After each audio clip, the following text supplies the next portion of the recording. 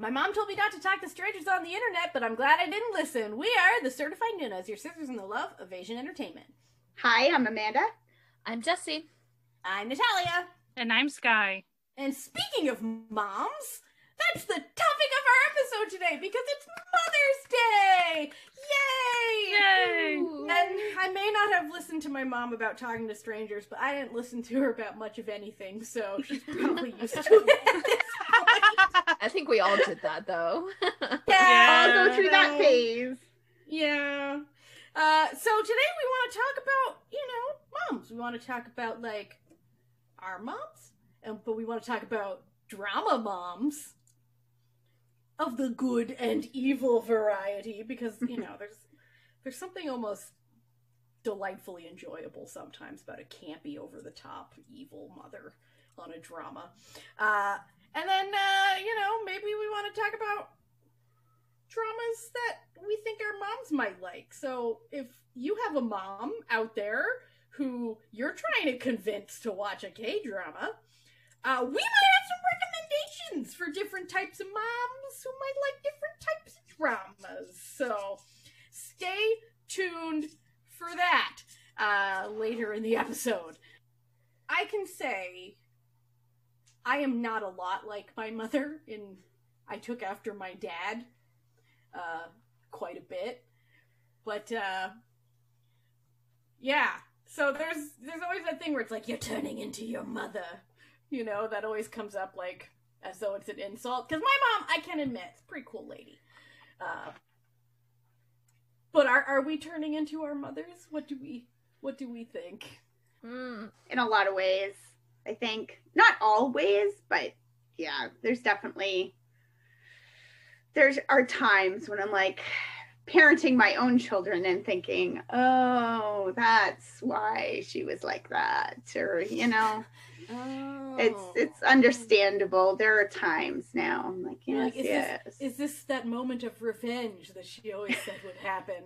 Wait till you have your own children. Yeah, so there are definitely things that I do differently, but yeah, there's definitely some things. I definitely look like her, so there's that too. But so when I was younger, I distinctly remember that me and all my sisters would sort of roast my mom's fashion constantly, and we were like, I can't believe you're leaving the house in that ugly jumpsuit and cardigan, mom, fanny pack, mom, oh boy. I looked at myself in the mirror and I was like, oh no. She was right.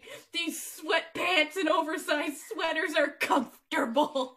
A fanny pack is very convenient for holding all of your things hands free. Yes. Uh-huh. Yeah. Uh-huh. How about you, Jessie? Not really. No. I mean, we look the same, and we definitely, when I was younger, we and pictures of her when she was younger, we look the same, but we don't really have the same personality and do the same things. I guess I would be closer to my dad, but not even that in regards either. My dad is also not a talker, and that's pretty much it. So for the most part, I'm not like my mom in a lot of things. Yeah. Not that it's a bad thing, but it's just we just share different likes and stuff. I've always looked like my mom a fair bit, though I will share this small story. When my parents went to get their engagement portrait done or whatever once upon a time, they asked if they were brother and sister. Oh no. Which maybe they hadn't been told it's an engagement thing. Hopefully, let's hope that part. What in the Alabama? But realistically, my mom was a redhead and my dad was a strawberry blonde whenever he had hair. So since that's a smaller population of people, I guess I can kind of understand that. Mm-hmm. But appearance aside, I'm a lot like my dad in a lot of ways. I get my temper from my mom. but I get my control of my temper from my dad. I actually control my temper. Yeah, pretty a little spicy right there. My mom also has a bit of a temper, so I get it. I get it. And then what's kind of comical, as far as I've joked about this from the moment of meeting my husband. I didn't know this, I don't think, when we got married, but my husband is a lot like my mom. They have very strange mannerisms that they should not share, like just tics and mannerisms and things that don't come from them being in the same space, because they haven't been in the same space that much. These are things that they both have always done. And then also just preferences. They share a lot of these preferences and tendencies and all these things. So the joke is always that I like married my mom by accident. Like all the frustrating odd things. I didn't know that I was going to be still living with them later. And so I always say, like, they'll do something and I'll say to whichever one, I'm like, oh yeah, that's from your continent. You guys do that. I forgot. Like, if you both do that, don't know why. But what really, it blows my mind that even like physical mannerisms, like as far as moving hands or gestures or things like that, I think it's really interesting that they share those things. You know, it's not like he was raised around her. Yeah. It would make sense if it was his parents, but not, it's weird that it's mine. So I find that very funny. But I mean, there are aspects of my mom that I am similar in, but when my mom was younger, she was more of a calm person. So I felt like I was more similar to her when I was growing up, but she's less of a calm person now, and my dad's more the calm person. So I just default to always thinking I'm more similar to him now. But yeah, my mom used to be really high-strung, and now she's so chill. Like, she's just like, oh, you know, I think she's like, well, whatever. Like, I distinctly remember the moment where my mom went from being, like, strict mom to, oh no, I've become a fun mom, like, when she realized that, like, she didn't have to really parent us anymore. And it was when my sister Shanta and I were home for Christmas, and we were watching Seth Rogen, Pineapple Express, and Mom was watching it with us, and she started laughing. And it was that something like, just, you know, juvenile pot humor, and she was laughing, and she goes, oh no, am I a bad mother? We all just lost it. We were like, welcome to the gutter with us, Mom. Nah, she's become a lot more chill. I think, like, so my aunt is, like, really high achieving, you know what I mean? And, like, she has one daughter who, you know, is super high achieving as well, and, you know, is a professor and has like 2 PhDs and all this. So I think, like, when we were growing up, Mom was always sort of like, not consciously being like, oh god, what if my kids aren't as, like, good as her kids? But now that she's, like, given up on that dream, I think she's been a lot more chill, where she's like, if my kids are happy, who cares? Like, do you think it could have been just because of how many, like, siblings you had, and so it's, like, more of a necessity thing to, like, literally keep that many kids alive? You know? Yeah, well, it's like, since not like, that crazy. Since my mom was my dad's second wife, like, by the time she came around, his first 7 kids, like, the youngest, Pete, would have been 19. Okay. He met my mom. So, like, she was never really, like, their mom, you know, like, they'll jokingly be like, hey, Mom, like, but, like, she's the same age as most of them, you know what I mean? So it was more like she only had to keep 4 of us alive, which then she was like, here, Terry's my dad, she's like, you keep them alive and I'll work. And, yeah, he was fine. He was fine at that. My mom still doesn't know how to cook or anything, like... It's so funny. Every time I go stay at my mom's, like, my mom, like, she can cook a few things, right? Like, she has, like, 10 things she knows how to make. Okay? So hey, that's pretty good. Like, that's pretty good. But, like, growing up, she was, like, we lived in the country, and, like, it was a really close-knit, like, farming community, so all, like, the other women were, like, really, you know, like, homemakers and stuff. So it became a bit of a joke that, like, comparatively. My mom could burn a pot of water that she was trying to boil to make tea. Like that was the joke in the community. My dad was the cook, but it's always. So you are like your mom. No, I only burn one thing. I'm actually potatoes. Yeah, and those poor potatoes. I know. I like potatoes all the time. But, I just can't. I'm teasing.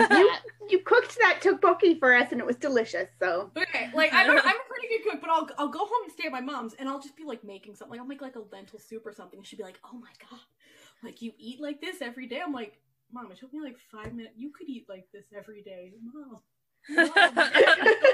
You don't just have to make sandwiches every day. You can make lentil soup. It's not hard. But, no, my mom's funny. I did get one thing from my mother, and that was her radical communist politics. So, my mom lived in a commune in the 60s. So, wow. We went on in wildly different ways though, because she became like a radical Christian communist, and I became like a radical atheist communist in our, but there's some bridging there. There's common ground to be found there. Yeah. I love my mom. As frustrating as she can be.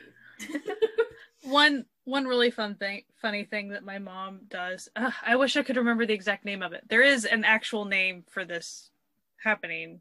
It's pretty much in a word when you transpose the front half to the back half, like you flip it. Spoonerisms or there's even a specific. I think it might be a Shel Silverstein book. It's called Runny Babbit. Like that's an example of like instead of Bunny Rabbit, Runny Babbit. Yeah, I think it's commonly called spoonerisms because there was some famous guy with the last name Spooner who did it all the time. So like throughout my life, whenever she gets tired or isn't, just sometimes randomly, just when she's talking, it's not like a condition or anything really. It's just that she'll sometimes not just mess up her words. We all mess up our words, but she'll flip her words and then she won't know that she had flipped them. Mm-hmm. Or she won't be able to then remember, like, because she'll immediately be like, what did I say? Because she thinks she said it right. But we're like laughing at whatever the flip-flop thing was. Yeah. So then it becomes a joke for the next, week, or then we'll bring it up like a couple months later or whatever. And my parents have very different communication styles because my dad is definitely a man of few words and my mom is not. And I think that's essentially why eventually in college, for the first 2 years, I didn't have a major because I was trying to figure out what I wanted to do. And then eventually I was like, communication, because I need to be the one to help them talk together because they... You gotta bridge that gap. You gotta bridge that gap right there. They often weren't on the same highway, really. So they were running on parallel roads, never to meet. And I would usually be the one to piece together, like, you're meaning this, you're meaning this. You're both meaning almost the same thing, just not quite saying it to where you're getting it. And then, of course, I, left the house. And so then they've been having to struggle all on their own, too. No, that kind of happened. So my sister, Krista, who's the closest to me in age, had gone to live with my aunt for high school. So I had been like alone as the only child left in the house for many years. And so when I finally left for college, probably about a month after I moved out, I was talking to my mom on the phone and she's like, I don't know if I can do this anymore. She's like, your father always wants to talk to me. He used to talk to you. like driving me crazy. So we love our moms, chat about our moms. But now we gotta chat about some other types of moms. That's right. We're talking K-drama moms, both good and evil. See, we brought it back. We brought it back to the, the theme of our whole podcast. So, I think, a lot of the times there's always the dead mom as the absent character, but I think we're going to stick to alive mothers, perhaps, this time. Sure. In the K-dramas, maybe. Or what? Why limit ourselves? I mean, we could limit ourselves as they have to have actually been on the show. Yes. Not just a thought. the thought of a dead mother. When we're talking dead moms, you guys all talked Sell Your Haunted House so much. I started that one, and I kind of love the dead mom. Like, she's great. Like, just her passive aggressive, like, you already own 16 pairs of those shoes, so I'm going to throw them all out of the closet and show you. Like, you appreciate that? Yeah, it amuses me. So what are some people's favorite K-drama moms? I can kick us off with one. Sure, please do. Sure. I really liked the mom in her private life a lot. Mm-hmm. I won't go into a lot of specifics with that, but played by one of the Ajumas that everyone loves. Yeah. You know, the Ajuma from Healer. She's in literally everything. She's great. She's great. She feels like a real mom too. Like the way she mothers throughout the series and stuff is very warm. Didn't feel fake. She felt very much like a real character and a real person. The dad in that series, there's no big problems with him, but he's very, very silent type. So, and he felt kind of a little more like a caricature, but she really didn't as much. But she definitely did a lot of the hovering, like, you know, worried that someone needed food, so gonna go knock on their door in some inopportune time when they don't need to be there, and of course shenanigans ensue. But I felt like her character was always very grounded and like, yeah, I felt like someone was probably writing their mom. Like, that's what it felt like they were kind of doing. What I also really liked about her character and that show in general is it also presented like two very different mothers, where, like, you know, it was the main woman's mother, and then it had her the guy who grew up with her's mother, who basically wanted to be a career woman, and like this woman was a stay-at-home mother, and they met in the hospital, and then she said, "Well, I'll raise your kid while you go and be a career woman, like, and we can just be best friends." And I felt that was really nice. Like, there was just something nice about that, where it was like two women helping each other, you know, to achieve what they want in life. Yeah. Her character felt very open and stuff. I really, I appreciated that, because she felt like a real mom. Yeah. Whereas, I don't know, there were comedic plot points to her, but it wasn't the chasing after her kids with the piece of kimchi, gonna slap them type comedy that you quite often get with a mom. So. And they could have very easily made her a caricature, like, especially with how she was, like, against, like, the fandom stuff. And it's like, but they didn't go that far, right? It was, because then she was just like, "Mom, you're, like, a fangirl, too, of knitting." They'd pretty much have that conversation, like, you know, you shouldn't be fangirling about these idols or whatever. And it's like, "Mom, have you looked around the house? Literally everything is knitted. Like, that's what you do. This is what I do." But then she obviously hides it from her mom and stuff too later on. Well, so. yeah. Sometimes moms just don't need to know everything. I'm watching 20th Century Boy and Girl. We're watching it right now. And she's one of the moms in that as well. And same thing, like, she's a very real mom. Like, she's just normal. I wonder how many mom roles she has under her belt.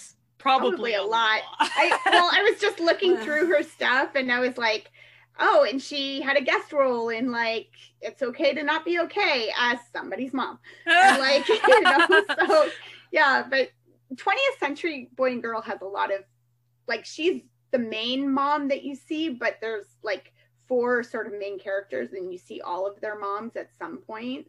And they're all good. The one mom's a little fat shamey, which is annoying, but she's also a really good, like, she's very friendly with her. I think it comes more from a place of, like, she's trying to be the friendly, like, the friendly mom. So, like, she's, like, trying to help kind of thing. And you're like, ugh, just let it go. But she also buys her snacks and is like, "I love you." Spoiler alert, it never helps. Happy. Ever. So. No, it never once. Never once has it ever helped. No. Nope. So but the mom that I like, the main mom is really great. And then they also, you don't see her as much, but the one mom who moves away and, like, gets remarried and stuff, you don't see a lot about her, but obviously she's a really great mom because she has this like blended family where everybody like totally loves each other. They totally support each other. They call the dead parents like mom and dad for each other and stuff too. So like the one guy's mom is dead and the one guy's dad is dead, but they call each other's dead parent like, you know, it's mom's funeral or mom's Memorial Day and stuff. Like they just are all sort of raised in this house that has 4 parents. They're just not all there, and it's really slick. All the parents, I just really enjoy all the moms in it. I was quite liking my rewatch right now. I was recently rewatching Marriage Not Dating because I needed to watch something that I knew would make me laugh without having to think too much about it. And the mom who plays like the male lead's mother, you get a bit of a bait and switch with her, and I really love her character because at first you think that you're gonna be getting, you know, the evil rich mother who refuses to let her son marry this poor wench from blah blah. But like that's not what you get, and like you actually like find out about why her choices are the way they are and why, you know, she does things a certain way, and they really made her a human character by the end of it, which I always really appreciate because, you know, who likes a one note character, right? Where you're like, yeah, she's gonna throw the envelope full of cash and that's gonna be that perfect, like the evil, but it's like, no, that's not what's happening here at all. And also that show's like really cute if you're looking for something just so implausible of a rom-com. Like, it's so implausible, but like for some reason, I don't know what it is about that show that every time I've seen it, like I will admit I have watched it about 4 times in its entirety. Wow. Because there's something about it that just like gets me, and I don't know what it is.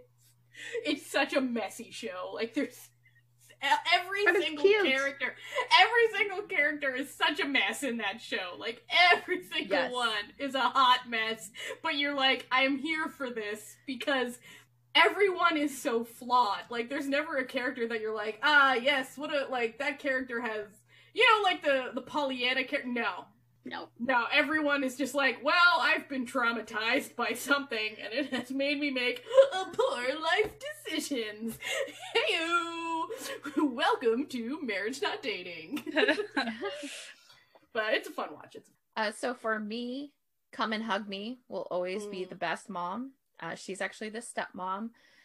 She is the mom of the youngest sister, and then she's stepmom to the 2 brothers. And her development, it's not even like really much of a development in the show, but just what she's faced with, because she is married to the serial killer dad, and she finds out that he's a serial killer throughout this, and the way that she cares for the 2 sons who are literally not her sons at all, and becomes the parent that they don't have because they don't have their mother. Their mother has passed, and the way that she cares for them and also cares for the main female lead character, like as a mother, because again, her mother has passed too. That's like the main storyline of the show.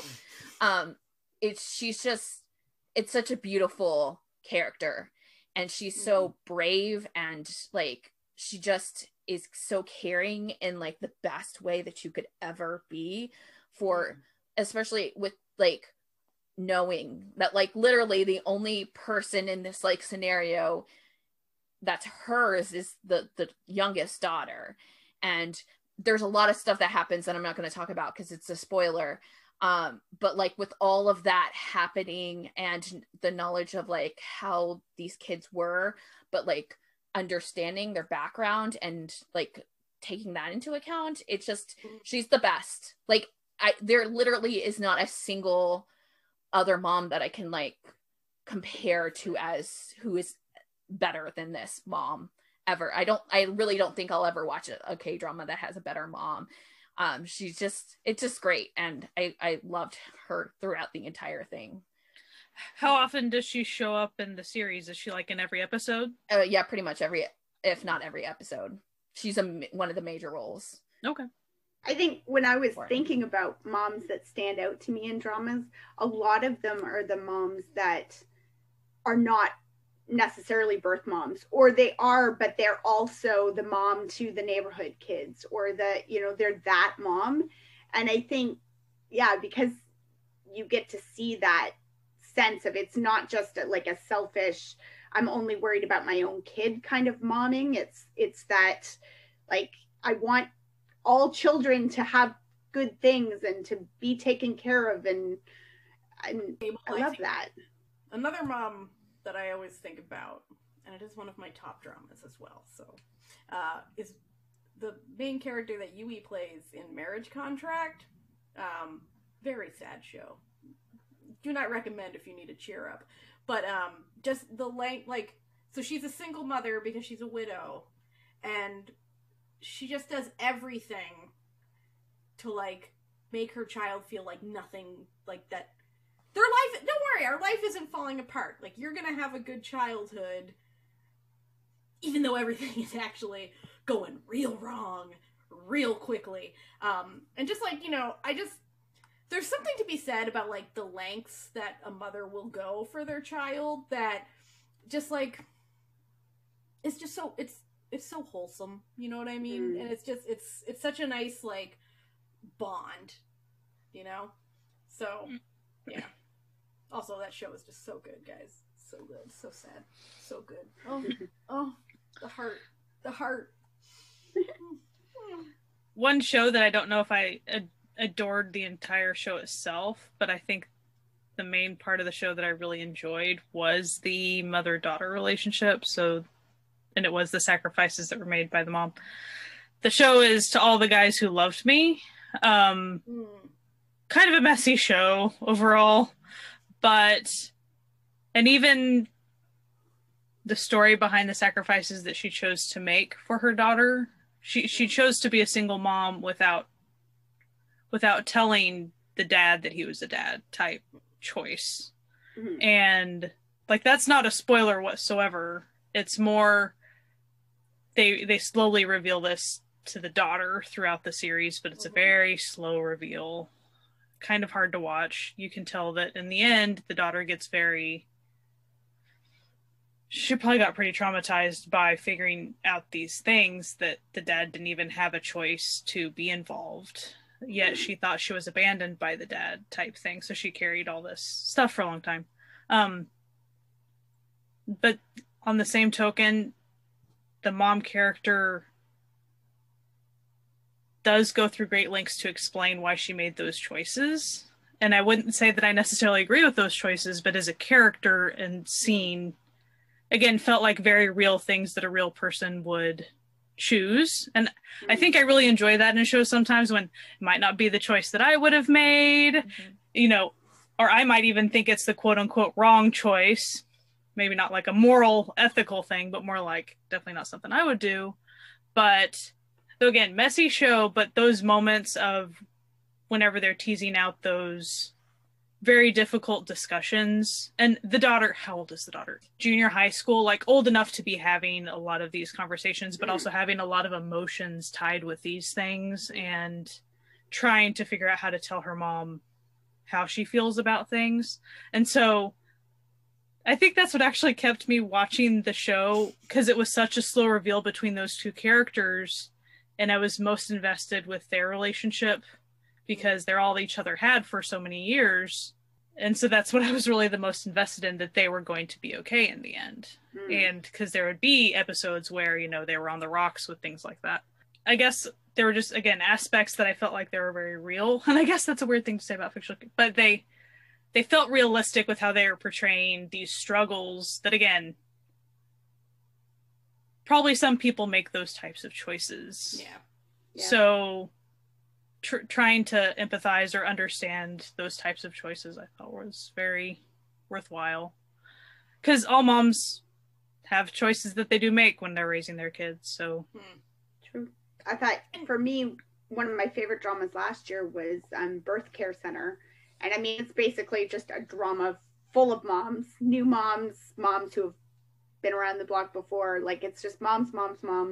And they're all different. And kind of like what you were saying, Sky, like the different choices that you make. And that's the whole basis of the drama is the idea that there are all these choices that you have to make, and that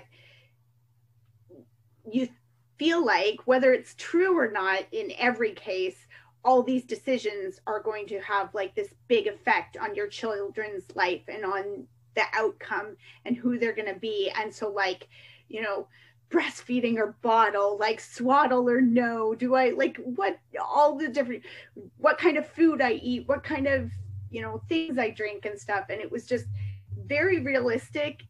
And yet, I mean, it's really, and it goes over to the top in a lot of things as well. But the things that they're dealing with are so real, like all the decisions, all the things. I was like, yep, I've been there. Yep, I've been there.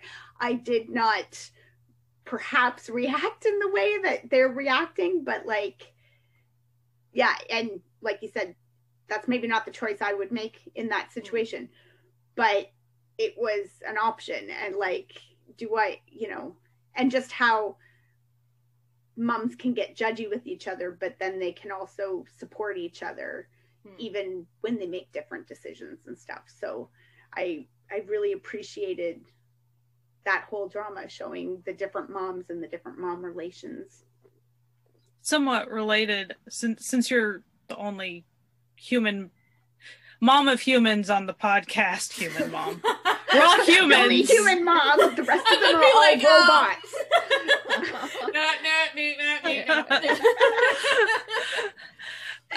I was gonna say, related to that, have you personally dealt with like the mom judginess, like mom to mom judgy stereotype or whatever? There's definitely, like, I used to take my kids to a like, there's sort of a government sponsored like play group, almost like a daycare, but you have to take your kids yourself, right? And you can't leave, but you can go and sit on the couch and have a coffee while your kids are playing with other kids, and there's workers, social workers who are like looking after them and stuff. But like, just sometimes you'd be there and your kids just playing and having fun, and somebody'd be like, oh, like my kids was walking at that point, like why aren't they walking yet? And you're like, because they don't, like, it's just that's how kids are. With my first, I read a lot of books about breastfeeding, so I wanted to, you know, do breastfeeding and stuff. And then, but like, it's a really fine line between this is what's best for me and like coming across like you're making the wrong choice because you're not doing it. And then we had, like, it didn't work for me 100%. So I had to go to bottle and formula and stuff, and how failure-y I felt about that, and then how judged I felt by some other people. Well, like, you must have just done something wrong because, like, breast milk doesn't dry up if you're doing it right. And I'm like, well, I guess I did it wrong, but like, whatever, you know. I'm like, I always hate that one because I'm like, you know what's actually important? That the kid's being fed. Right. So, like, and it was, I don't know about you, but starvation for kids, not my thing. Yeah. So I just, and I mean, and with all three of my kids, it worked differently with all three of them. So they, you know, one did both for like a year, and one gave up the breast at 3 months because once he tried a bottle, he was like, I am not working that hard when I could just have a bottle. He never went back. Like, he worked smarter, like, not harder. Yeah. And then the third one absolutely refused, would not drink from a bottle ever. And he thrived and was like, you know, and I mean, people will tell you that like breastfed babies don't like have weight problems older in life and stuff. He's my fattest kid. So like, I'm just saying, like, you know what? Also, that's the dumbest thing I've ever heard. I know. Because, it's like, before there was formula, there were still larger people. So right. So, and I get where some of it comes from, because there was a lot of weird stuff. My mom told stories about, like, because I was surprised that my grandmother, my grandmother died of breast cancer, and I was surprised by that after I had read that like breastfeeding decreases the likelihood of you getting breast cancer later in life. There's some whatever connections there. And I was like, I mean, she was a Mennonite with 8 kids. She breastfed like crazy. And my mom said, no, she didn't. She bottle fed, because at that time in the like 40s and 50s, it was really stressed that breast was not the best thing because science has made something better. So you need to formula feed all your children because this is the good thing. This is the healthy science thing, right? So like it just goes through these cycles, right? It's like everybody feeds the breast, but we need formula to like help the people who can't. But now we want everybody to formula feed, but now we're back to the breast. And it's like, how about we just feed babies? Let's just feed babies and just make sure babies get fed. And you know what? Make sure children get fed and make sure, like, let's just make sure kids have food. That would be good. Fed. Let's a great you know, plan. I also, Everyone. It is possible to do. I follow this one Twitter, and it's basically, the Twitter name is "Has Jeff Bezos ended world hunger today?" And every day they just tweet no. Like, he could, but no. Why would you? Yay. So another representation of mothers, not to say the best, but like also maybe the best in the situation that was handed to her, is the movie Mother by Bong Joon-ho, Parasite guy.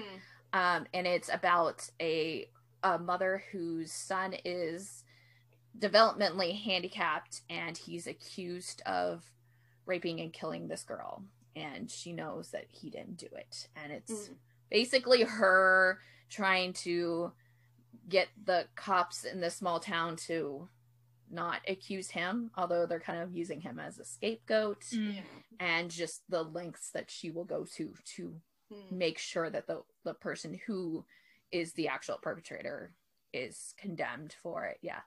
It's a sounds heavier, intense. It's an intense, like, thriller kind of crime thriller-esque, but it's really good.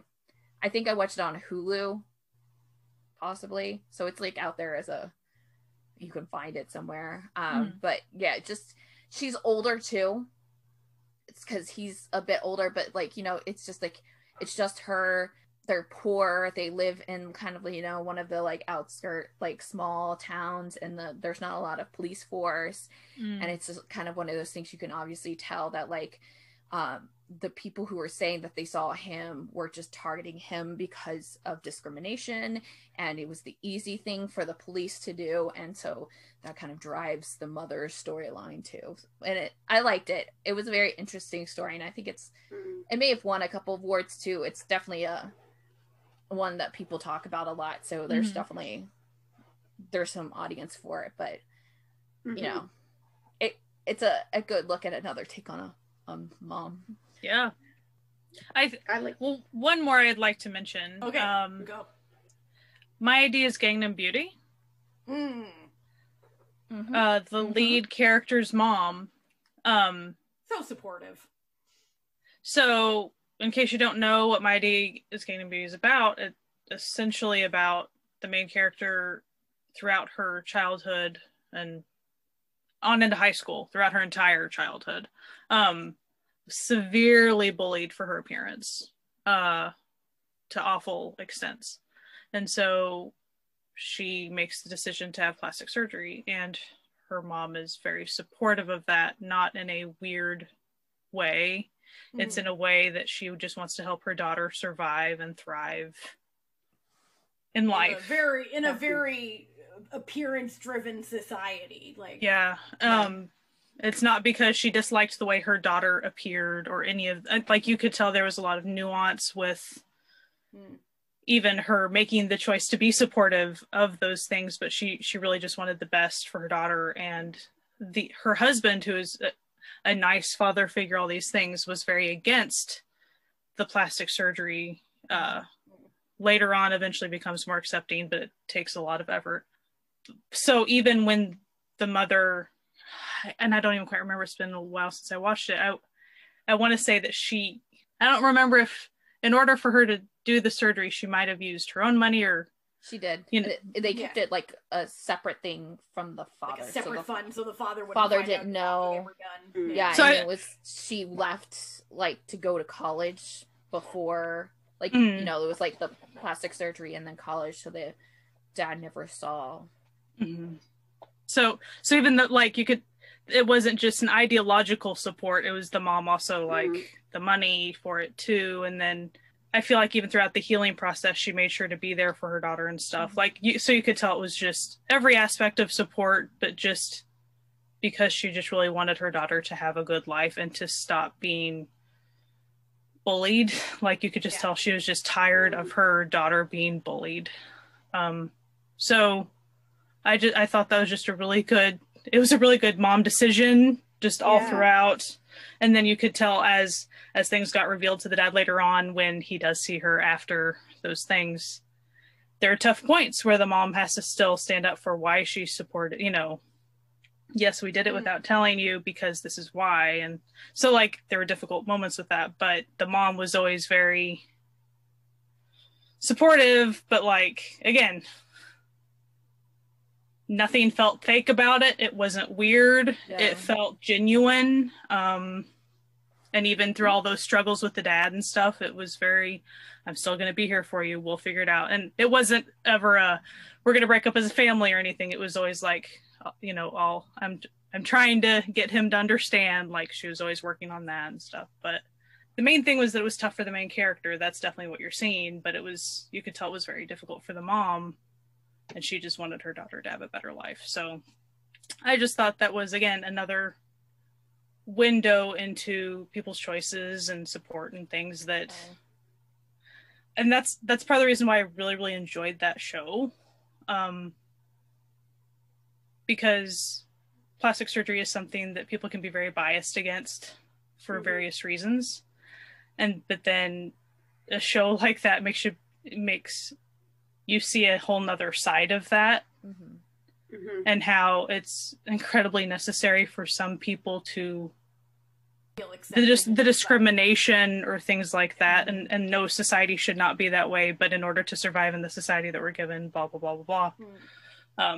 So I just thought that mom character was very good and real feeling. I know all mine are like, she's real feeling, but no, that's what makes good characters, right? Is that they're somehow relatable, or I think with what she had to deal with, she actually came to the most realistic and the most willing to accept the actual right path for it, even though it was non-conventional, and understanding that, and also kind of understanding, because it was like really bad to the point this was essentially a life or death issue, and there was no way to get around it. If there's no way societally to get around it, and I think that the show really showed that the mother was doing that because she wanted her daughter to live. Yeah, I mean that's very much how they showed it. Yeah. So I think that's some of the moms that I think of too when I think of good moms are the the vengeance justice moms, the ones who like an angry mom where she's she has to protect her daughter. Something's going on and I got to protect my daughter. Is it absolutely ridiculous that this 30-something-year-old woman is pretending to be a high school student? Yes. But the motive behind it, where she, or the guardians that driven by vengeance and justice for your child. Mom is not one that we see a whole lot, but I feel like sometimes that's more on the evil mom side,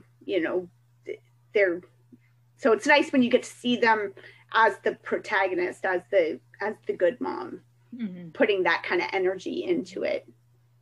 Because we were in my book club, somebody posted something about, I can't remember what it was. It was like, what kind of shifter romance are you? And I was like reading the little things, but when I read it, I thought it, like, the font was weird. I thought it said sniper, are you? What kind of a sniper are you?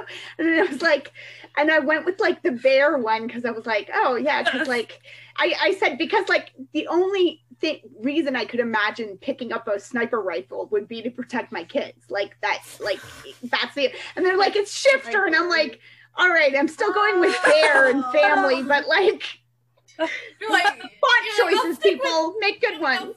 I'll stick with bear, but you know. So are we going to move on to Evil. bad or evil moms? I will say my first question is like, what makes a really good, quote unquote, bad, evil mom? Well, it's like, okay. Are we going like a realistic bad mom or like a mock Jane funny over the top? Well, it's like the moms you love to hate versus the moms you just straight up hate. You know what I mean? Like there's some that are fun to watch and some that are hard and horrible to watch, and it's like, you're just like, evil. I don't want to watch you. Like if we're talking about like, you know, abusive moms or like neglect, that's just like, that's too realistic. We know that exists. But if we're talking like boys over flowers with this like evil over gold the top standard like bad she's mom. literally the But prototype. see, I would say that ideal. that's bad. Like if you can't portray, because like I'm sorry, you're gonna have to if you're gonna portray good characters, you're gonna have to no characters.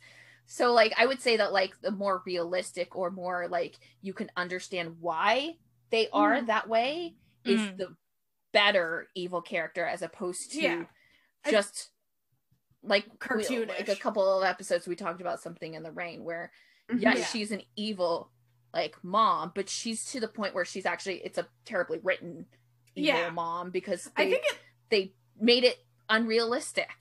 I think too far. Like way too far. Like what you're, I think it'll depend on like what type of show you're watching too. Like if you're having like a mock Jane over the top evil mom in a show that's not like that at all, that's just shitty writing. Like, but if you're, you know, watching Boys Over Flowers, you wouldn't expect the evil mom to just be like benignly neglectful. You know what I mean? Like you would expect her to be evil for no reason. Like I want to stand in defense of the Boys Over Flowers mom. Okay. She is very, very well portrayed. Like True. I really like the acting. She does. She eats up those scenes. I don't even quite remember is what I'm gonna honestly say, but I feel like there are parts of it that I was like, that's valid. Sometimes she would pull something pretty valid. I actually think that most of the time she was valid, and you could see because it was a product of her upbringing, and that's like it wasn't just because she was that way to be that way. Yeah, right. Whereas, so I'll bring up one of my choices to just bring up, and it might be an example of a bad mom. Secret Garden. Yes, I was about to say Secret Garden. Like, just, you have no background. It's pretty left field, but she is gonna stick to those guns of being awful. Like, and the main problem is so much screen time. Screen time. Unnecessary. To where it's uncomfortable. And so if there had been, so I feel like the Boys Over Flowers like portrayed very well for Boys Over Flowers, and I felt like there was reasoning with it. There was like, she was a multi-dimensional character with reasoning comparatively to like all the other crazy whacked out characters. She was the most realistic out of all of them. Which I love that she's like the prototype for like the evil mother. You think Boys Over Flowers, but at the same time you're like, she's not the worst. No, she's not. Well, and I think that's one of the things for an evil mom is that when she's sort of evil on behalf of her kid, like even if she's making the horrible choices, but she's making the horrible choices because she wants her child to have a good life. She wants to protect the company for her child, or she wants to, when it's, sometimes it's more like, you can't marry that person because it reflects poorly on me or whatever. And you're like, ugh, that's not good momming. Like, at least still be a good mom and you're totally evil. You know, like when they're evil, but or bad, but they're trying to be good. Like they think they're doing the right thing for their kid. Whereas there's some of those moms, like there's no way they think they're doing the right thing for their kid. They just don't care about their kid, you know? And like the Secret Garden mom, I feel like there's some line where she just jumps over the line of, I don't care if it's pretty much, I don't care if I ever see him again. Yeah. I want to be right. I want things to go the way I want them to go. And I don't care if I ever see my son again because of it. It's like, yeah, that's a choice. And there's no even reason behind your choice. And that's just weird. Yeah, so like, not good momming. I know I talk about this show a lot, but 5 Children. The mom in 5 Children is great. Okay? Like, the actual, like, the main character who becomes the mom to the 5 children, delightful. But the guy that she's marrying's previous wife's parents, that mother, needs a fucking wake-up call from reality. Like, she's insane. She's like, okay, like, finally, there's, like, you know, it's like the typical where it's like, oh, like, I really, you know, oh, like, oh, I think this coworker of yours is so competent, but then as soon as he's like, I'm in love with her, she's like, that wench, like, she's terrible, she's a horrible person, and you're just sitting there like, okay, like, yeah, girl. I had a few dramas that I wrote down, and I was like, both, like, they have both one great mom and one real bad mom, and like that was one of them. So and like Mother of Mine was another one. It was like a weekend or two, and it was like the one mom is a great mom. She's raising her 2 daughters, and she's raising her niece and as a daughter, and she's a fantastic mother.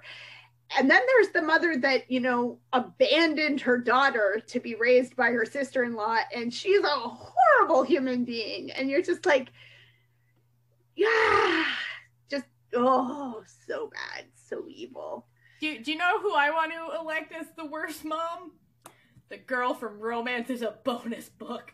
Where did that kid go? Yeah. Okay, I'm not saying she wins, but like... But she doesn't deserve the love that she gets in she the doesn't. general drama verse.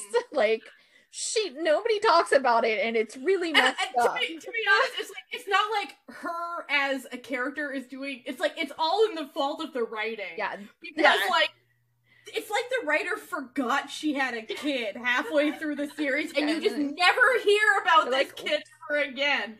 And you're like, what mom would like not think about her kid in all of these? Because in the beginning, there's a small aspect of it that's like she's not telling her daughter that she's going through all these tribulations, right? It's like I can get down with that. I see that as a choice. That's a valid choice because of XYZ or whatever.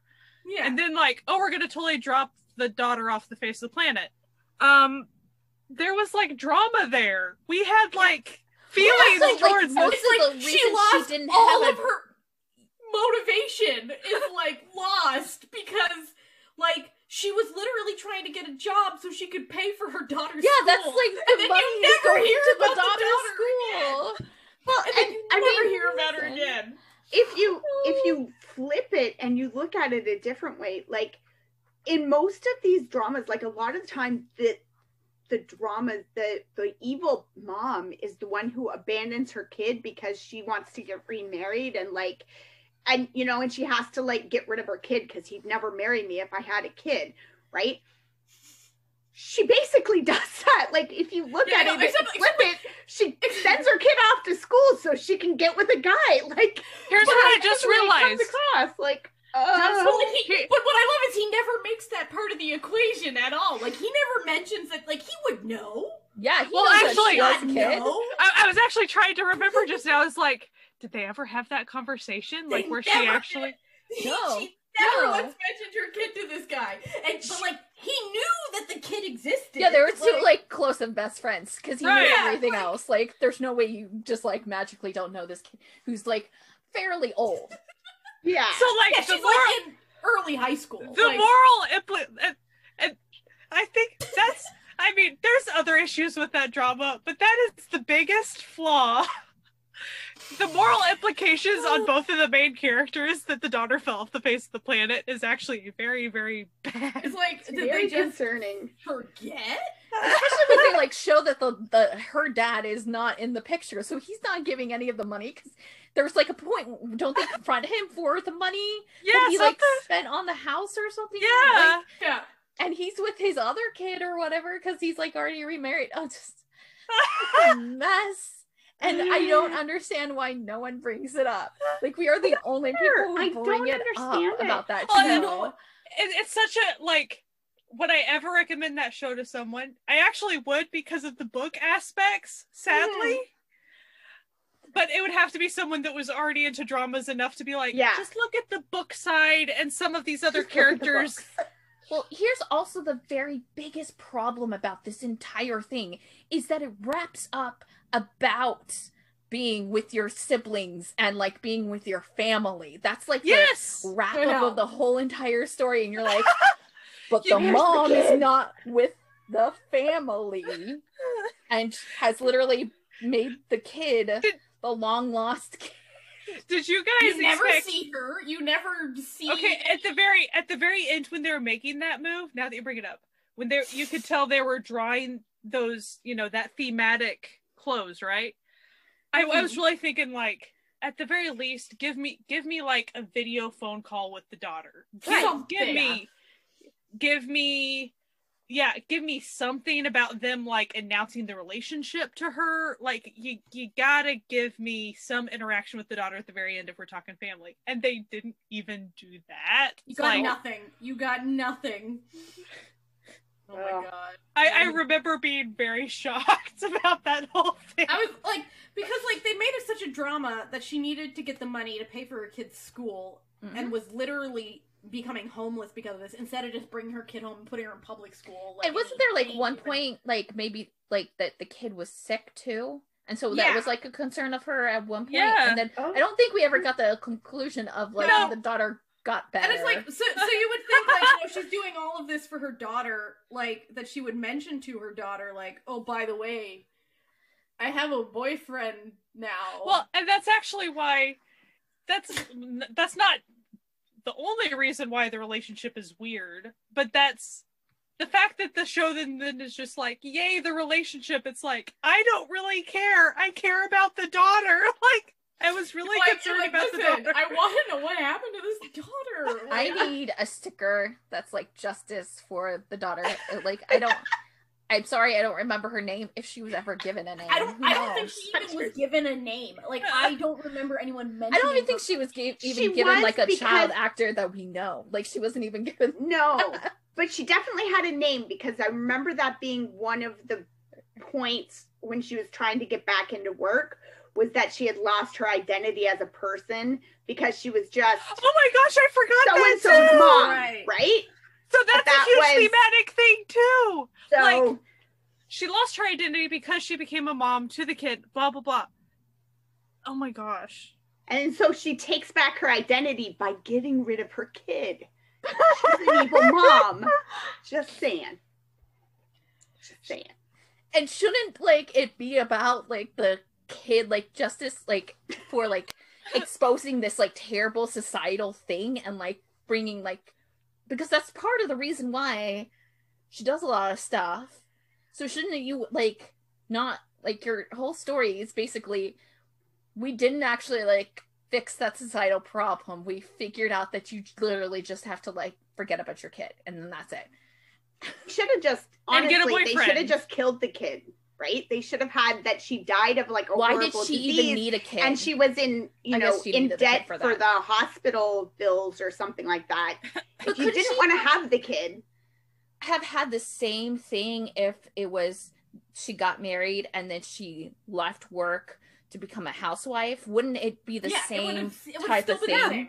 Yeah. It still worked with because no kid. she could have, you know what? Right there, have that be the motivation. She left to be a housewife and they had fertility issues. She never could get pregnant. He left her for somebody else who he could have a family with.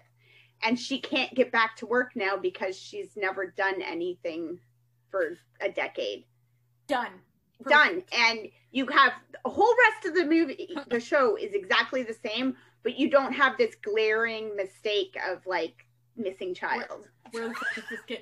It's like their kid's in the Philippines. I have just never chilling. seen such a bad continuity issue in my entire It's like, life. no, it's like they switched writers, and the new writer didn't know that there was a kid. That's what it feels like. Then it's just like, oh, I forgot there was a kid in this. Well, you think somebody on the set would have been like, there was a kid! Someone should The have actress said is something. like, so she's to the director, so is my motivation here the fact that my daughter, and he's like, you have a daughter? And she's like, yes, remember?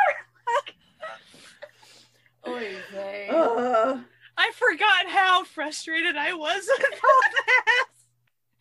I just found I just went to go search to find her name, and I did find like a Reddit thread about like how like they were judging her for not even Skyping the like daughter. And then it was just on it's NIS or Nishable blog, NISHABLE blog.wordpress.com. It's just a little snippet on like Google when you like search romance as a bonus book daughter. Also, Kang Dani's daughter, I assume, plays a huge and important role in her life, yet we only really get one mention of her before she's forgotten about for the rest of the series. Nisha Bull, you're with us. Yeah, And one of realistically, moms don't just up and forget about their spawn. It No. doesn't work like that. No, it does not. Not if Does we're like not. led to believe that like she's a good mom. You know what I mean? Because like the Well, the we're opening led of to the believe show- we're led to believe she's a very warm, and that's the thing, she's a warm, caring person who is like emotionally invested in all these coworkers' lives and just all these things. Yeah, no, it just doesn't make any sense. No. bad writing. Bad writing. Unless I'm there was, calling it. unless She there was dropped her some, kid for a dick, essentially. if that's exactly what it felt like, though. It does. I mean, that's Plus, I mean, my other main issue with that relationship, I'm just gonna say it, there were two sibling-like to begin with. I know it was No, weird. They definitely failed that, She like, was writing. way better with the other dude. She Yeah. was way better with the other dude in Uh-huh. every stretch. It like, in was every aspect. in like dialogue, so it wasn't even like the two actors were just missing the mark on like that. No, It it was was written Everything. It that was way. written that way, and you're like she literally. I mean, we're going way into this into spoilers, but there's literally she has a meltdown in one episode because she finds out that he likes her.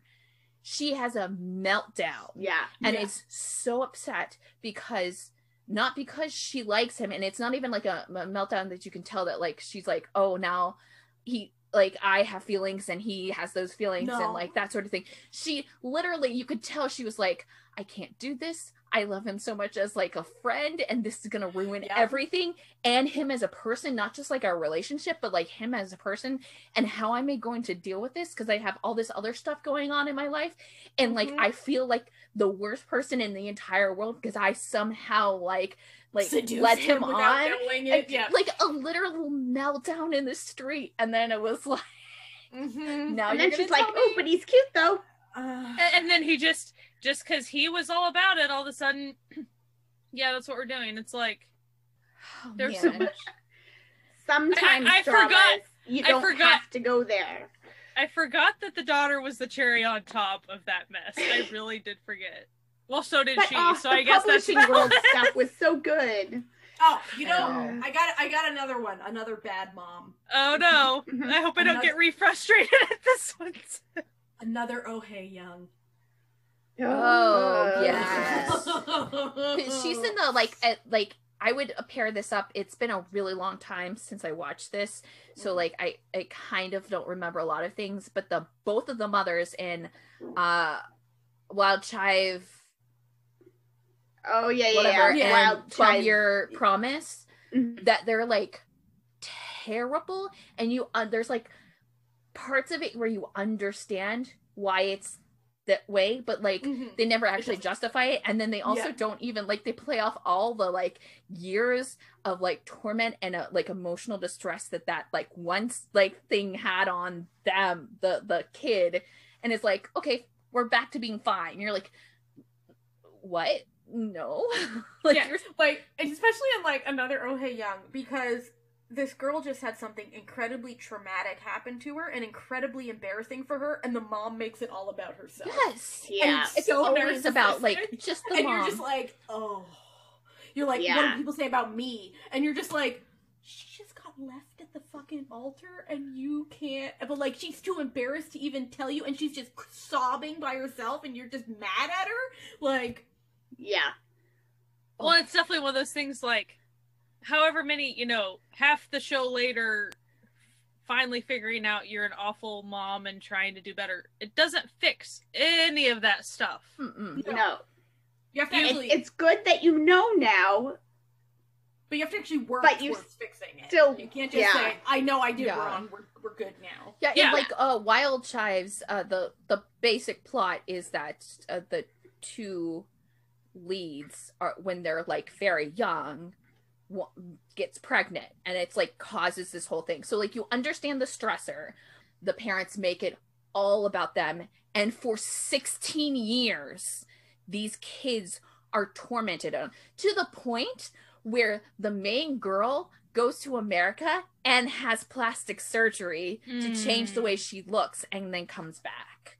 And it's like things happen also to like further emotionally damage like these kids, and they were like the nice kids. Like I stopped watching it at the time jump because I had to stop watching because I liked them so much. Yeah, it's the kid from he was in Jugglers. He's the really great smiley. Like, he smiles with his eyes, and you're like, and he was that character as a kid in high school. And then it's the girl who is actually in marriage, not dating. She's placed the friend. But yeah, like, oh gosh, that like I binged and it ruined me, and I was like, I hate you all. I'm going to give a possibly controversial answer. Oh, okay. Go hit us. Yeah. So I'll preface with, I enjoy the drama. You guys know this. When the weather is fine.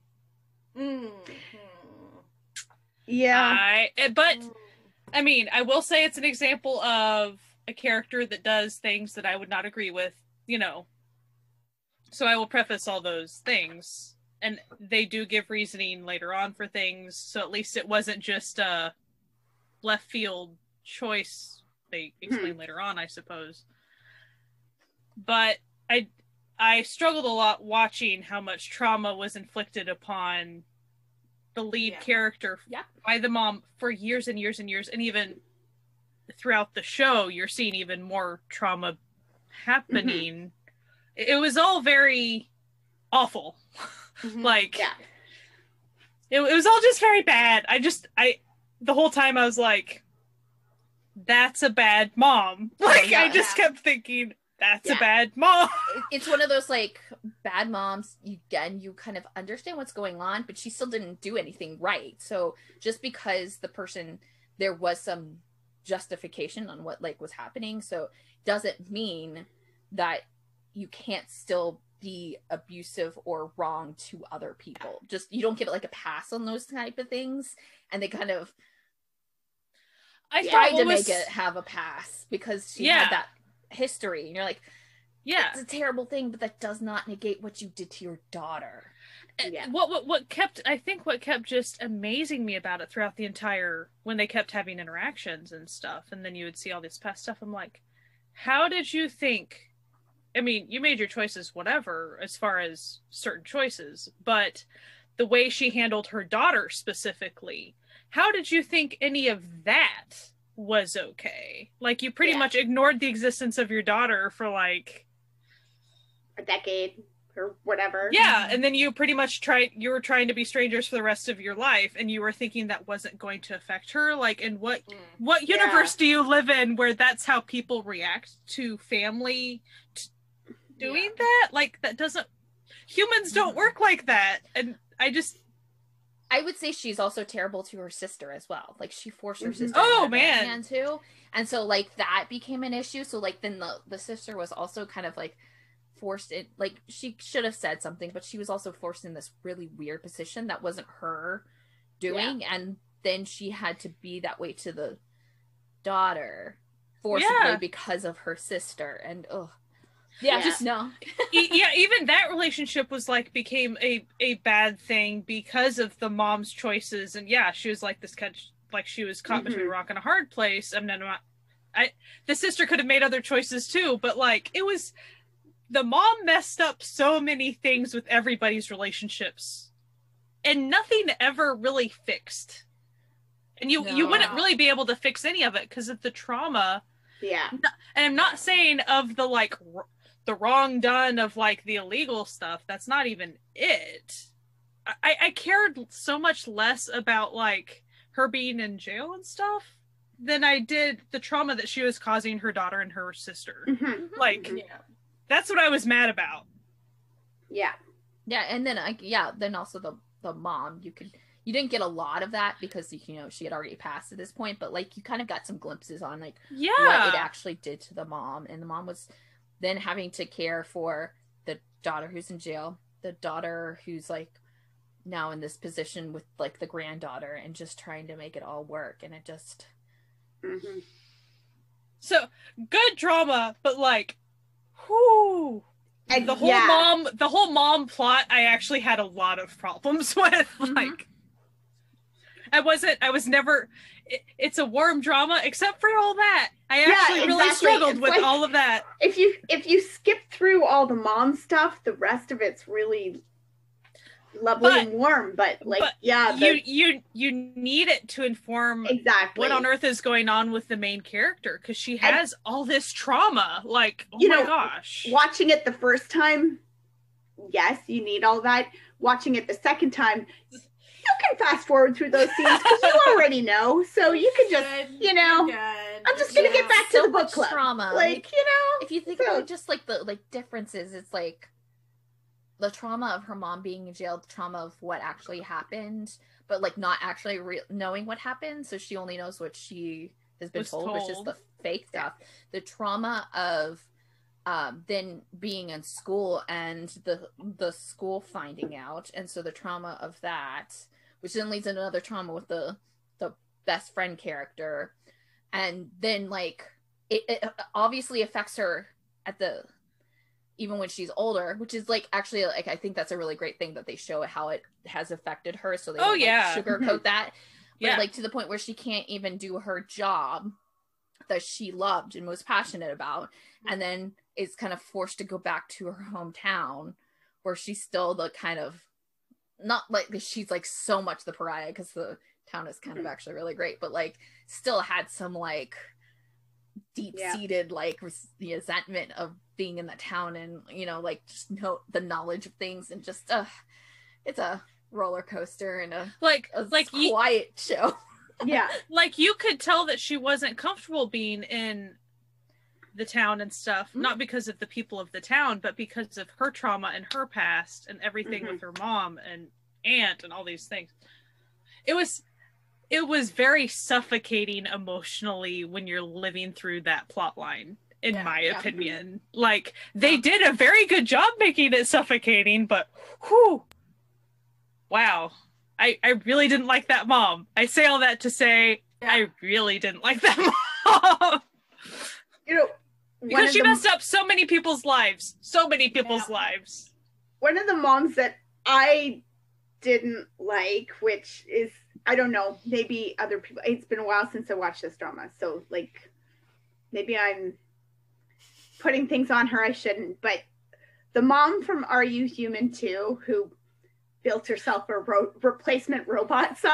I was trying to remember that one because it's been so long. This is the example of the badly written ones, because it's clear the writers did not know how to write for more than one female character at the time. And if you actually watch that show, there are parts when someone's doing good and then they fall off to be replaced by another one. So it's like the mom, the main female lead, and then the second female lead. And they all just keep falling off, and it's drastic falling off. And you're like, ooh, this is messy. You can have like all three of them be great at the one time. Like it was like the mom was like really great, and then she was not really great randomly, and then she. But I mean, like, even just the base concept of like building yourself a replacement son is a little, and make him look exactly like your son, but then like never having contact with your actual son, and that being fine for you until it's not fine anymore. And now I need more. And now I need it just, it kind of not good. Maybe they were trying to do kind of like the Frankenstein's monster type thing, where it became like, it was like great in the beginning and was a place of need emotionally, but then it gets weird towards the end of it, it's past, because she's not dealing with that stress or like dealing with that trauma. It just manifests into being weirder and weirder and not okay. I blocked out aspects of that drama in my brain. I mean, there are parts of it.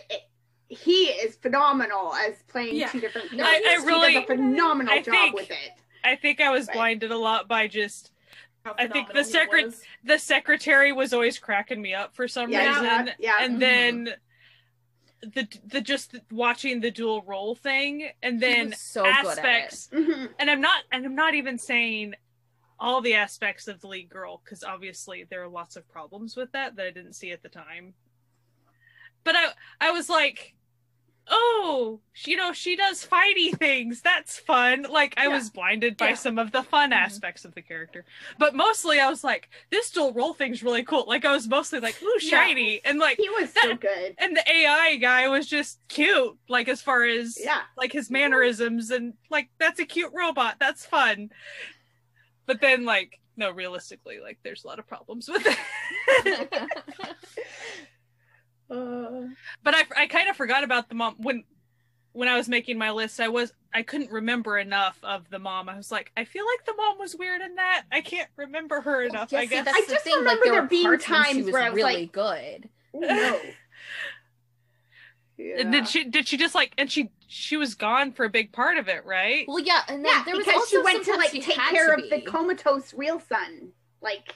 Oh, it was like, you have to go be the son she actually raised, because he's a robot and she doesn't actually give a shit about him, in favor of the son that she had abandoned. Yeah, and they did this weird subplot about like her, because she was so good at like robots and the family hated her so much that she was kind of like this targeted person no matter what. Like, it was targeted within the family, but targeted also like people wanted to literally kidnap her for her mind, essentially, and like, or like get her to go away so that they don't have that advancement of robots. Like, they made it that kind of like story that like was so weird. It got really messy, and then there were parts where you're like, I understand why.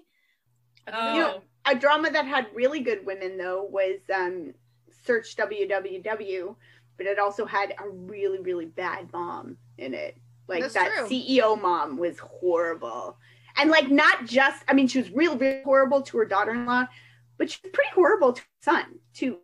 Yeah. Not treat him well. And she didn't do things for his betterment or for him to be happy. Like, she didn't care. She was just doing the things she wanted to do, Didn't want to have kids and was forced into it because of the societal role and like an heir. But she was the one who wanted and knew that she was better than every male that was attached to that company. And I think she just resented him the entire time. So she's a great character. Yeah, she's a fascinating bad character. Mom. Yeah. So it's like that. See, that's some well-written bad mother. Yeah. You're just like, oh, like, she's a bad mother, but it's not just like evil woman, bad mother. And it's just like, no, like, you understand, she doesn't want to be a mother. She was forced into it, and she thinks her son's an idiot. is she wrong? No. But, like, there's no why she's like that. Like, you can see why, you know, if you're gonna make a bad mom, make it obvious why they're a bad mom. Don't just be like, because she not follow rules of a woman. Bad mom. Like, no, you gotta make it make sense, guys. Like, another one I can think of, which is like, it's one of those where it was like, they try to make this character seem sympathetic, but at the end of the day, you're like, no, she's just being an asshole. Is this little show called Virtual Bride, which I really love, where basically it has a girl who was like a former Idol singer who does like a reality show where she goes to be like the fake daughter-in-law to this like traditional household that's like really well-known traditional household who makes like this very special kimchi, and like the mom thinks she's an idiot, and like she's like fake married to like the son who's like a mathematics professor, and the mom thinks that this girl's an idiot because she, you know, she's so like flighty and sort of a bimbo, but like she's well-meaning, you know what I mean? Like she's not the smartest, but she's very kind. And anyway, eventually like the mom likes her because she realizes, oh, like she's actually a good person, but she's still like, but you can't be with my son because reasons. And you're just like, what reasons? Because she doesn't wear a hanbok every day? Like, I don't, like, because she doesn't have her master's degree? Like, what's wrong with her? Like, and so it was that sort of thing where you're like, you're supposed to be, like, all sympathetic because, like, oh, this, like, bimbo comes in from the big city to, like, shake up your traditional conservative household. But, like, it's a weak, like, argument to, like, but why would you be mean to her just because of that? Like, hey, you know what? I come from a family where my grandfather, I'm not even sure. I think he died before I was born, but like I don't think went to my parents' wedding. Basically because my dad had a beard, and Mennonite men are clean shaven. So my grandfather was not a part of my mother's life from the time that she got married to the time that he died. And like, yeah, they don't actually give like a reason for why she would hit. Like, at first it's like the girl's clumsy, she's kind of stupid, she doesn't know how anything's going, so the woman's frustrated with her, and the woman doesn't want this show to be happening, but like her son agreed to it, so like she has to sort of go through with it, right? And so you can get like the frustration, but as the show goes on, you're like, why are you still being mean to her? Like, she's just trying to be nice to you, and she's a little stupid, but that's not her reason to hate someone. Anyway, work on your motivations, writers. Make it make sense. The show's really cute, though. I have to admit, like, it's like one of those shows that I'm like, is this a good show? No, not really. But did I really enjoy watching it, and have I watched it more than once? Yes.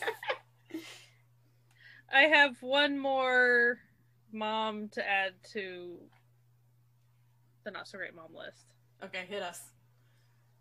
Again, sorry if it's controversial. True Beauty. No such thing. Oh, hell, fuck that mom. That mom is the worst. That mom is the worst. Like, talk about a mom who just, like, decides to, like, ignore one of her children for the other two. And takes no time to try to understand. Disgusting. It's horrible. It's horrible. The favoritism, like, awful. is, and hate it. When the daughter is bullied to an awful degree, not being able to see the signs of that. Mm-hmm. Now, I'm sure there are also plenty of very realistic dramas that show parents not being able to see the signs of bullying, so I'm not trying to make light of very serious things. Within the context of a slightly silly show, or maybe even a mostly silly show. The bullying plot was actually a very serious thing within it. And again, to the point where it's not as heavy as My Ideas Gangnam Beauty as far as a life-death thing, but it's getting close to that. It is close to where, and the mom being completely oblivious, really for no reason. Yeah.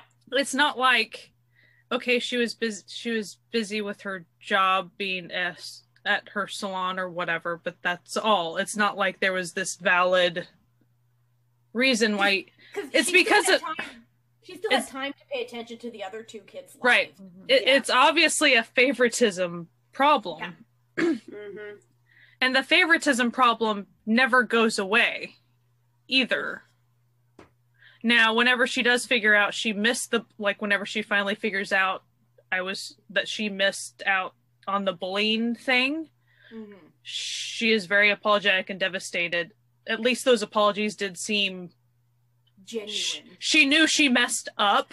Yeah. To a very decent degree, I guess. But the she never apologized for the favoritism. She never fixed the favoritism. And then it's like, and she never, what really bothered me about her character is that, like, she kept trying to take away as punishment the things that her daughter found important and tell her that nothing she found important was worthwhile.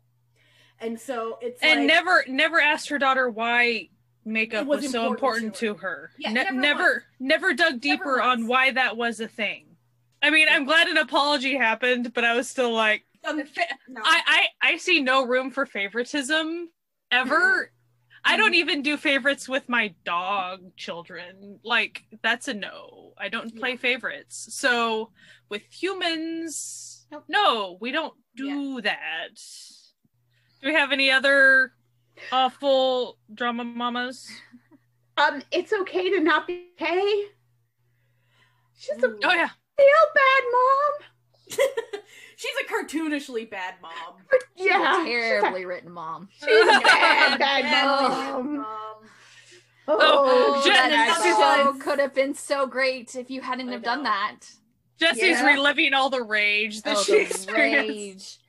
The rage. A terrible plot point in an otherwise great show. Yeah. Oh, God, so completely. And I mean, and you know what? If you just, she's a real bad mom. Like she's a bad mom in the past, and that part is sort of well written. She's a very narcissistic. Like she had a child to be an accessory. It's not. She's not good. So like, on many fronts, bad mom. Yes. Yeah. One that's sort of like more funny, but I remember ranting about it a lot. I love this drama and it's a cute, warm drama, but like I remember ranting about it is Best Chicken, because his mom seems like a really nice person. She's a very, very nice person, except for she hated being a waitress, and she is obsessed with the fact that her son wants to run a chicken restaurant, and she hates this for him. So she can't convince him not to run a chicken restaurant. So she opens a chicken restaurant of her own around the corner in a better location to try and drive him out of business. And I'm like, this is not good parenting. Like, just no. So do we have some recommendations for our own, some drama recommendations for our own moms? Well, suited to their tastes? Now I can say, if you have a mom like my mom, Jugglers was a big hit. She loved Jugglers. So, if your mom she also really loved whatever historical that you can't remember what it is. One day we'll find it. I don't know what it was. One day I'll figure it out. She's loving her private life. So. Yeah, I was gonna say, I think my mom died before me or my sisters found K-dramas, but I feel like, yes, her private life would be right up my mom's alley. She would have really liked that. I think my mom, like I remember her kind of being interested in Search WWW because I was at her house watching that, so she kind of like was interested in when I was like watching it. But I really think a good drama that I think a lot of like parents in general would like is Hospital Playlist. I think that's a really good like Yeah, like if your parents like ER or something. yeah. Like, Hospital Playlist would be a fun one. Yeah. I would say would be like good. giving like the big rotating cast ensemble shows are like really the best because that's kind of close to what Western shows really do. You know, you have your main people, but like for the most part you have a lot of characters, and so like things like that. Like I could also see, oh my gosh, why am I blanking it? Oh my gosh, this is the worst. How am I blanking this? I'm not even going to tell you what it is. I'm going to look it up and you can like trash me because of why I'm forgetting the name. I think if you have a parent that likes like cop periodicals like Law and Order and stuff, the show Live would be really Oh yeah. Live, or any of the like shows that are the like Asian equivalent. So like The Good Doctor or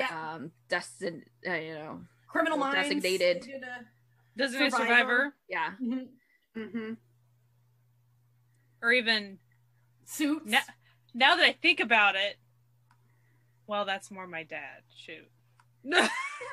My dad really liked Leverage. I think he would like Korean Leverage too. Korean Leverage was really fun. Like Korean Leverage, it had the spirit of the original, which you gotta love. Yeah. So my mom's on my Netflix, and basically what I did was I just went into her profile and I just added what I thought she should watch. That's very smart. That's very smart. What were you gonna say, Jesse? Do you want to even guess? This is just like this is when I say that I don't remember names. This is like a prime example of me not actually remembering. I'm not joking about this. I will give you a hint. I'm pretty sure I said it before as a good drama for non-K-drama watching already people. Crap. It's older. That makes it harder. No. I mean, out of the older, that like would be the one of the most common shows for people to talk about that I would have liked. Yeah. That you would have liked. I don't know. I want to say like Signal. No, older than Signal. Okay. But Signal's also a very good choice. Like I think yeah, my mom would actually I was Signal. thinking with the periodicals and stuff. Because my mom like always watched like some of the like darker shows too. Like she was the one watching the X-Files when I first started it. I put Because This Is a First Life. I'm on my mom's Netflix list now, looking at all the stuff I put on it. Yeah, that's a good one. Okay, I'll tell you. It's Coffee Prince. Coffee Prince. Oh. Yeah. Hey, I understand blanking on that. I do. Yeah. It's like you can see the entire drama like flash before your eyes. I feel like I've done that. I've done that with Secret Garden before. Like I've tried to say the name. Well, that's the problem. And then like what happens is that like my brain starts to like short circuit, and then I will never be able to tell you any of the other characters' names either. Like I could tell you Gong Yu now because I looked at it, but like he's one of the top actors, and I would still forget the name. I'd be like, oh, it's that guy. It's like you're in a room of your mind, and because you don't get the title of it, it just all starts like pixeling away. And like then, of course, like my anxiety's like, Jesse, just you're stupid. What are you doing? I understand. Get it together. So what I wanted to recommend my parents when they asked me that was like My Holo Love, because I actually think they would get a pretty big kick out of it. But when I didn't want to throw a Korean show at them when like they're new to Netflix. Like if my mom were around when we were getting hooked into K-dramas, she'd be big on Weekenders, I feel like especially the family Weekenders like Never Twice and Father is Strange. Like I feel like those would be her jam because there's lots of romance, but there's also family shenanigans and stuff. I think she'd think she'd want to watch Saguks because the costumes, right? She'd be like, these are great. And then when she got into them, she'd be like, no, what? Like, she'd probably be like, oh, is this like Korean Rotavanli or Korean be like no. Little House on the Prairie? Which, No. just like to say, they should do that. Like, They not should. every person in Korea in the Joseon area was living near a palace. Like, some of them were just living in a nice little village, having normal, like, family Little House on the Prairie shenanigans. So, Dude, give us that Saguk. that's why I liked 100 Days My Prince. It was the little town parts that were the fun parts. Yeah. Right? Like, I just think that would be It's- so I mean, good. like, Little, inherently like, it's already Joseon fake, on the so Prairie. might as well make it fully fake. Yeah. I would say that, like, right now, airing Youth of May actually would be something I could see my mom really liking. I could see my mom really liking Naviera, too. Yes, my mom would love that. Another one that I think my mom would like is 20 Again. Is that somewhere? Yeah, it's on Netflix, but I think it's called something different on Netflix. Yeah. I'm pretty sure, yeah. Oh, wait. Right. I think it's a different one than the one I'm thinking. It might be 20 Again on Netflix. I feel like it's like one of the first choices you get when it's A through C. Second 20s is what it's called on Netflix. Yeah. It's a very, very good show. Like, it's about a woman who basically got married right out of high school and got pregnant and then just spent her whole life being a wife and mother, and then her husband decides he wants a divorce, and so she doesn't know anything, so she decides to go back to college and gets accepted at the same university as her son. It's so good. It's so good. So what you're saying is in this one, she's able to recapture her personhood and remember that she has a child? Incredible. Oh, wow. Yes. Not even just remember, have a relationship with said child. Yes. Incredible. Like, at first he's not that into the idea. Really? No. Can't imagine why. But no, it's a really good show, and it's very sweet, and it just good mom character. Good mom. Terrible ex-husband. Just piece of shit. Just garbage. But anyway, I do recommend. I think my mom would like it, and I think lots of moms would like it.